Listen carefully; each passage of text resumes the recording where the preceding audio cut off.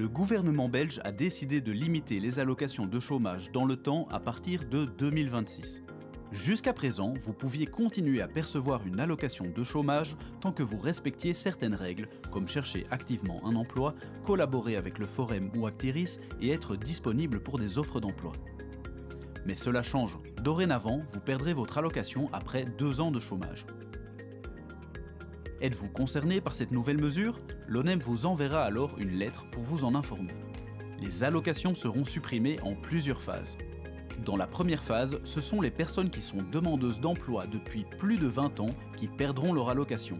Cela prendra effet au 1er janvier 2026.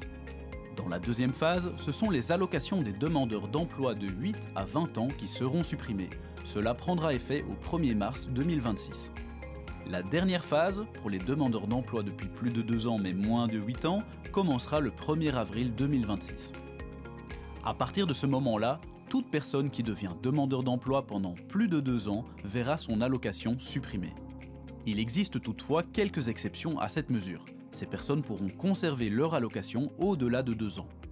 C'est le cas pour les personnes en RCC, les demandeurs d'emploi qui reçoivent une allocation de protection pour des raisons médicales et les demandeurs d'emploi âgés de 55 ans et plus. Avez-vous commencé une formation pour un métier en pénurie? Dans ce cas aussi, la période de 2 ans peut être prolongée. Les travailleurs moins valides occupés dans un atelier protégé agréé, les artistes et certains métiers spécifiques dans la navigation maritime ne sont pas concernés par cette mesure. Vous ne percevez pas encore d'allocation de chômage mais une allocation d'insertion? Celle-ci sera également limitée à 1 an à partir de maintenant. Avez-vous besoin de plus d'informations? Avez-vous des questions ou envie de parler à quelqu'un? Vous êtes alors le bienvenu à l'une des sessions d'information organisées par la CSC dans différentes régions. En plus de la CSC, il existe d'autres organismes qui peuvent vous soutenir. Il se peut que suite à la perte de votre allocation de chômage, vous ayez droit à une aide ou une allocation du CPAS. Les demandeurs d'emploi malades peuvent toujours s'adresser à leur mutualité ou à leur caisse d'assurance maladie. Le Forum ou Actiris peuvent également continuer à vous accompagner dans votre recherche d'emploi. Vous souhaitez en savoir plus sur cette mesure et sur vos droits?